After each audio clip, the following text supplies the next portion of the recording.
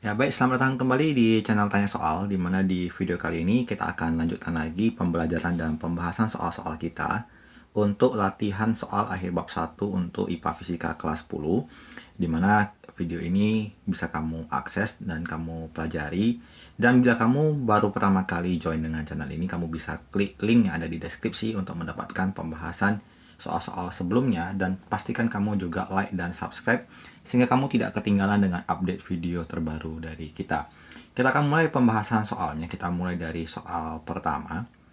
Nomor 1. Tata surya merupakan kumpulan benda-benda langit yang terdiri atas matahari sebagai pusat tata surya dan semua objek yang terikat oleh gaya gravitasinya. Salah satu objek tersebut adalah 8 planet yang berputar mengelilingi matahari. Meskipun memiliki periode revolusi dan rotasi yang berbeda-beda, planet tersebut tidak pernah bertumbukan satu sama lain. Newton menyatakan bahwa hubungan antara planet-planet dapat dirumuskan secara matematis dalam hukum Newton universal seperti berikut. F sama dengan G, M besar kali M kecil per R kuadrat. Pernyataan di atas merupakan salah satu bentuk fisika sebagai produk ilmiah, yaitu. Jadi kalau kita bahas mengenai bentuk fisika sebagai produk ilmiah, ada beberapa hal yang harus kita perhatikan, bahwa ada yang namanya fakta. Definisi fakta adalah suatu kenyataan atau keadaan sesungguhnya dari suatu fenomena yang kita amati. Kemudian di bagian kedua, kita akan membahas mengenai konsep. Konsep itu sendiri merupakan abstraksi dari berbagai kejadian. Jadi misalkan kita akan berbicara tentang elemen atau unsur-unsur yang penting yang kita amati ya. Kemudian di bagian yang ketiga ya, kita berbicara tentang prinsip. Kalau prinsip ini berarti adalah hubungan antara fakta dan konsep, lalu kita menemukan hubungan di antara mereka berdua. Di bagian keempat, kita akan mempelajari mengenai hukum, dimana kalau hukum ini berarti prinsip-prinsip khusus atau spesifik yang diterima secara meluas setelah kita melakukan eksperimen atau pengujian berulang kali dan bisa dibuktikan dengan adanya bukti-bukti ilmiah. Di poin kelima, kita ada rumus ya. Rumus sudah pasti kita kenal bahwa dinyatakan secara matematis ya. Nomor 6, kita berbicara tentang teori. Dan yang selanjutnya adalah model. Kalau teori ini berarti menjelaskan sesuatu yang tidak dapat langsung diamati dan sampai kita bisa buktikan ya, sampai benar. Dan contohnya adalah teori, misalnya teori gravitasi Newton seperti itu. Dan terakhir tentang model adalah bagian yang digunakan untuk membantu memahami suatu teori. Dan sebenarnya kalau di soal nomor 1 ini sendiri, kata kuncinya di soal ini sudah diberikan ya. Newton menyatakan dapat dirumuskan secara matematis dalam hukum Newton. Jadi dari kata kunci soal ini dapat ya bahwa yang dibahas di soal ini adalah mengenai hukum. Tetapi kalau misalnya hukum ini tidak ada dicantumkan di pilihan, baru kita memilih jawabannya sebagai rumus, sebagai jawaban alternatif. Tetapi karena ada kata kunci hukum di soal ini, maka kita bisa memastikan bahwa jawaban terbaiknya adalah yang di option A. Kita lanjut. Pertanyaan kedua. Perhatikan gambar berikut. Jadi di gambar tampak sebuah pensil yang dicelupkan ke dalam sebuah gelas berisi air. Kita amati pertanyaan soalnya.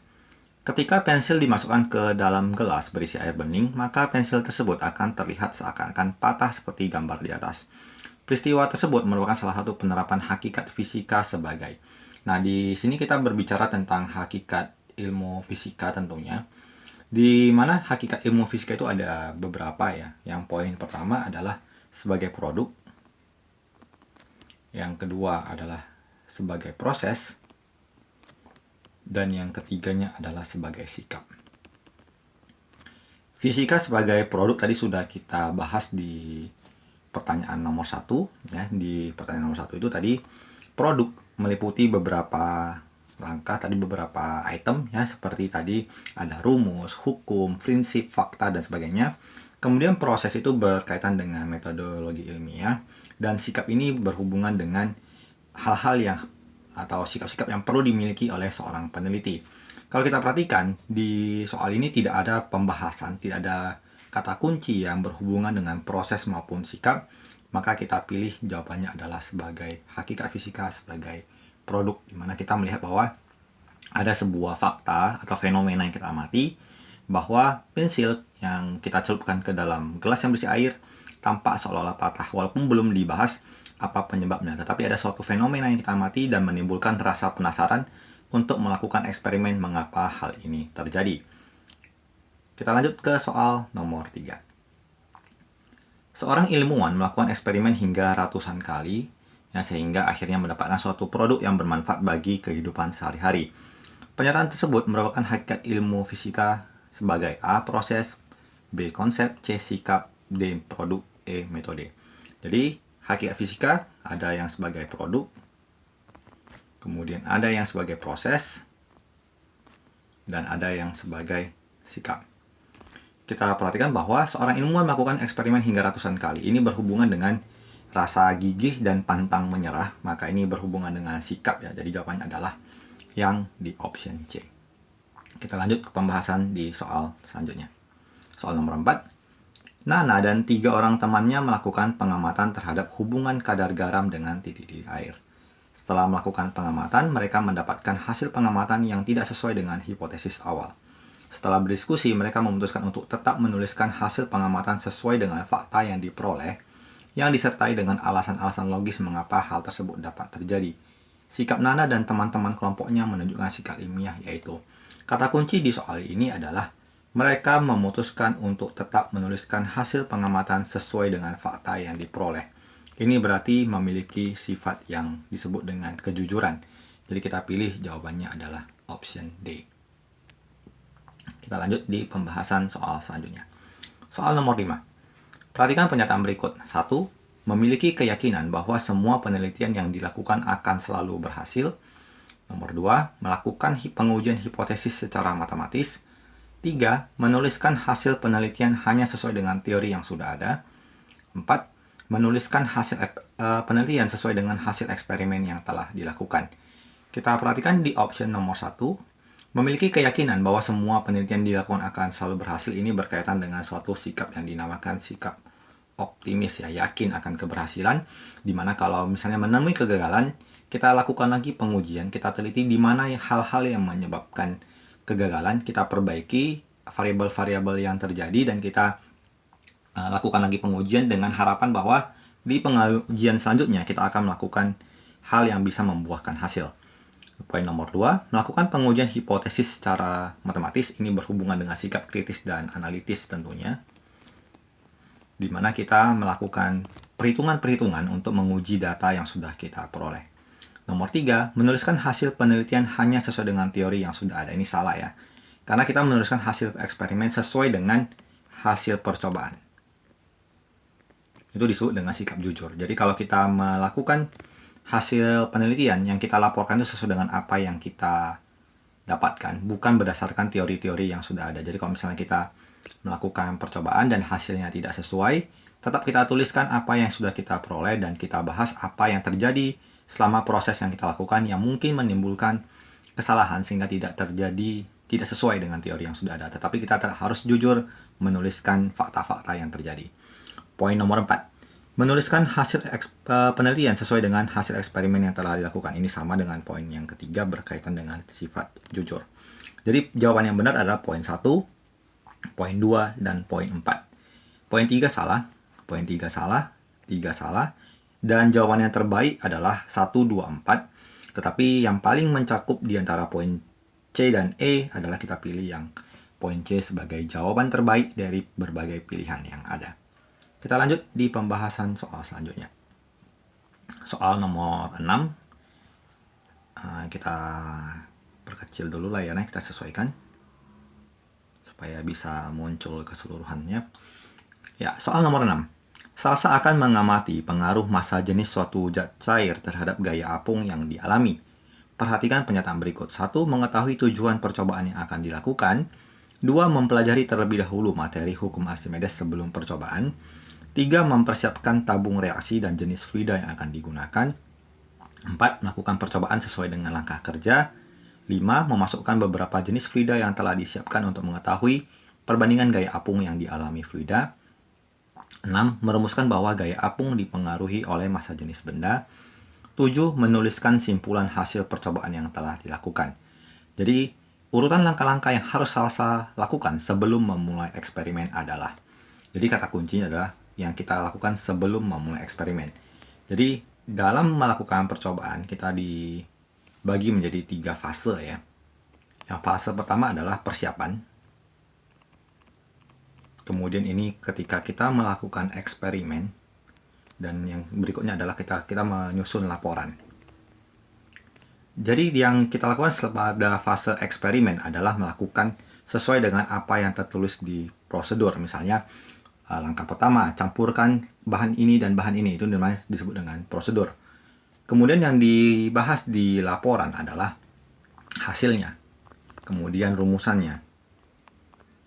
Jadi kalau di persiapan adalah kita mempersiapkan diri untuk bisa melakukan eksperimen. Jadi apa saja yang kita lakukan di tahap persiapan, tentunya kita mempersiapkan secara literatur, kita baca dulu jurnal-jurnal ataupun teori-teori yang berkaitan dengan apa yang akan kita lakukan. Kemudian misalnya kita susun hipotesis bahwa apa yang kita harapkan bahwa dengan melakukan percobaan ini, kemudian tentunya persiapan bahan dan alat. Jadi kita sebelum melakukan eksperimen tentu kita kumpulkan dulu bahan-bahan dan alat-alat apa saja yang kita perlukan. Itu beberapa poin yang akan kita lakukan dalam melakukan eksperimen ataupun percobaan. Jadi yang kita lakukan sebelum memulai eksperimen dalam tipe soal seperti ini, alangkah baiknya kita melakukan tipe eliminasi jawabannya. Jadi kalau kita perhatikan, yang sudah pasti salah adalah di poin nomor 7. Menuliskan simpulan dari hasil percobaan. Tentunya ini dilakukan setelah kita melakukan eksperimen. Jadi ini kita lakukan setelah eksperimen. Jadi jawaban yang memakai unsur nomor 7 sudah pasti salah. Jadi nomor D udah salah, E sudah pasti salah. Kemudian kita lakukan lagi eliminasi di tahap berikutnya adalah ketika kita melakukan percobaan. Jadi kita maunya yang sebelum percobaan. Jadi yang langkah-langkah yang dilakukan selama eksperimen, contohnya seperti yang di poin 5, memasukkan beberapa jenis fluida itu adalah ketika kita melakukan eksperimen. Jadi yang mengandung unsur jawaban nomor 5 juga pasti sudah salah. Kemudian kita perhatikan lagi. Kita perhatikan jawaban di nomor A dan B. Satunya sama, kemudian 2-nya sama, 6-nya sama. Maka kita fokuskan ke poin 4 dan poin 3. Poin 4, melakukan percobaan sesuai dengan langkah kerja ini adalah pada saat eksperimen. Berarti poin 4 juga pasti salah. Dengan demikian kalau kita eliminasi, tersisa jawabannya adalah poin 1, 6, 2, dan 3. Coba kita cek kembali. Mengetahui tujuan percobaan yang dilakukan. Ya tentunya kita mau melakukan percobaan pasti mengetahui apa yang akan kita lakukan. Jadi poin 1 memang benar. Poin kedua, mempelajari terlebih dahulu materi hukum Archimedes sebelum percobaan. Jelas ya, ini kata kuncinya sebelum percobaan. Jadi nomor 2 sudah pasti benar. Ketiga, mempersiapkan tabung reaksi dan jenis fluida yang digunakan. Ini sebagaimana yang kita cantumkan bahwa kita mempersiapkan bahan dan alat. Jadi nomor 3 benar.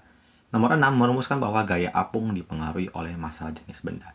Merumuskan itu sebenarnya katanya kurang tepat ya. Jadi sebenarnya kalau dia dirumuskan harus lengkap. Sementara kalau kita nanti dipelajari di bab-bab selanjutnya, gaya apung itu sama dengan massa jenis kali volume benda yang terjerap kali gravitasi. Jadi gaya apung dipengaruhi massa jenis, tapi tidak hanya itu. Jadi bisa kita cantumkan bahwa ini sebenarnya merumuskan belum tepat. Yang benar adalah bahwa membuat hipotesis bahwa gaya apung dipengaruhi oleh massa jenis benda. Tapi kita bisa mengambil poin 1, 2, 3, 6 sebagai jawaban terbaik yang ada di pilihan. Jadi kita pilih jawabannya adalah yang di option B. Kita lanjut ke soal berikutnya. Kita perbesar kembali. Oke, pertanyaan di nomor 7. Perhatikan pernyataan berikut. 1. Bersikap kritis dan analitis. 2. Menentukan langkah-langkah pengamatan atas dasar keinginan diri sendiri. 3. Menyajikan data sesuai dengan hasil percobaan yang diperoleh. 4. Menuliskan simpulan yang bersifat subjektif. Pernyataan yang merupakan karakteristik dari metode ilmiah ditunjukkan oleh nomor. Jadi kita perhatikan nomor 1, bersikap kritis dan analitis ini benar. Menentukan langkah-langkah pengamatan atas dasar keinginan diri sendiri ini salah. Karena kita langkah-langkahnya itu harus disusun berdasarkan prosedur ilmiah yang benar. Nomor 3, menyajikan data sesuai dengan hasil percobaan yang diperoleh. ini berulang kali sudah muncul di berbagai macam soal berkaitan dengan sikap jujur ya, jadi ini juga benar. Nomor 6, menuliskan simpulan yang bersifat subjektif. Kita bahas dulu apa yang dimaksud dengan subjektif adalah kalau kita melakukan percobaan, kita anggap ini sebagai si pelaku percobaan, dan ini misalkan hal-hal yang dilakukan, kita anggap ini laboratoriumnya. Menulis simpulan berdasarkan sifat subjektif adalah berdasarkan keinginan si pelaku. Kalau kita menuliskan simpulan berdasarkan apa yang kita lakukan, itu disebut dengan objektif. Sesuai dengan objek yang kita lakukan. Jadi, menuliskan simpulan bersifat objektif, subjektif itu salah, yang benar itu seharusnya bersifat objektif. Jadi yang benar untuk metode ilmiah yang disebutkan di soal ini adalah poin 1 dan poin 3. Berarti jawabannya adalah option B. Kita lanjut ke soal berikut. Di soal ini soal yang cukup kompleks. Jadi gunakan data di bawah ini untuk menjawab pertanyaan nomor 8 sampai 10. Kita perbesar dulu supaya nyaman dibaca. Andi sedang melakukan penelitian terhadap hubungan ketinggian suatu tempat yang dipengaruhi besarnya energi potensial suatu benda. Berikut hasil percobaan yang dilakukan Andi. Jadi ada tabel yang berisi percobaan keberapa, masa benda, dan ketinggian benda. Kemudian bacaan selanjutnya, jika besarnya energi potensial dapat dihitung menggunakan rumus EP sama dengan mgh, dengan G adalah percepatan gravitasi yang besarnya 10 meter per second kuadrat, M adalah masa benda, H adalah ketinggian. Diperoleh besar energi potensial seperti tabel berikut. Jadi tabelnya bertambah, percobaannya, masa, ketinggian, dan energi potensial. Kita baca pertanyaannya masing-masing. Nomor 8. Variabel bebas berdasarkan percobaan yang dilakukan Andi adalah. Variabel bebas bisa kita tuliskan pengertian sederhananya adalah data-data yang diubah ya. Jadi hal-hal yang diubah untuk melakukan suatu percobaan. Kalau kita perhatikan bahwa di awal persiapannya ini yang datanya berubah adalah massa benda, maka kita simpulkan massa benda sebagai variabel bebas. Jadi kita pilih jawabannya adalah option B. Di pertanyaan nomor 9, variabel kontrol berdasarkan percobaan yang dilakukan Andi adalah, ini dimaksudkan sebagai variabel yang dijaga konstan.